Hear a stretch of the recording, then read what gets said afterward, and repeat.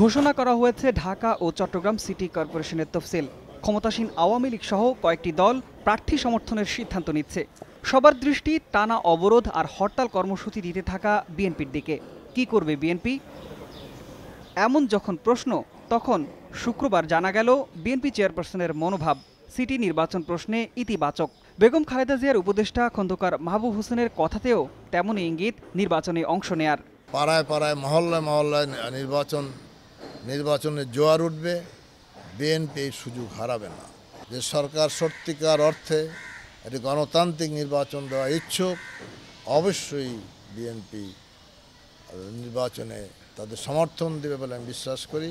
এবং এই কারণে আমাদের যে মূল যে আমাদের দাবি, মানুষের ভোটের অধিকার, নির্দলীয় নিরপেক্ষ সরকারের অধীনে নির্বাচন, এটা কোনো রকম ব্যাহত হবে না, বরং এটা আরও উজ্জীবিত হবে।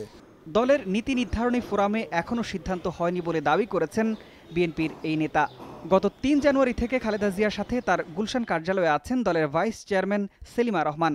সিটি নির্বাচন নিয়ে টেলিফোনে যমুনা নিউজকে জানালেন দলের ভাবনার কথা।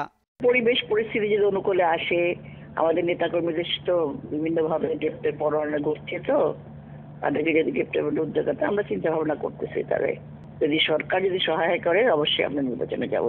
আমাদের লড়াই কিন্তু জনগণের মৌলিক অধিকার ফিরে যাওয়ার। সেক্ষেত্রে এটা একটা বড় ব্যাপার যে ভোট যেন সুষ্ঠু হয়, জনগণ যেন ভোট দিতে পারে, ভোটে যেন কারচুপি না হয়। স্থানীয় সরকার হোক বা জাতীয় যে কোনো নির্বাচন সুষ্ঠু হলে তাতে জিতবে বিএনপি, এমনটাই দাবি এই দুই নেতার। ঢাকার 2 সিটি কর্পোরেশন আর চট্টগ্রামে ক্ষমতাসীন দলের প্রার্থীদের নির্বাচনী প্রস্তুতি যখন পুরোদমে, ঠিক তখনও নির্বাচনে অংশ নেয়া না নেয়ার প্রকাশ্য প্রস্তুতি নেই বিএনপির। তবে দলটির শীর্ষ নেতৃবৃন্দ বলছেন খুব শীঘ্রই ঘোষণা আসবে নির্বাচনে অংশ নেয়ার।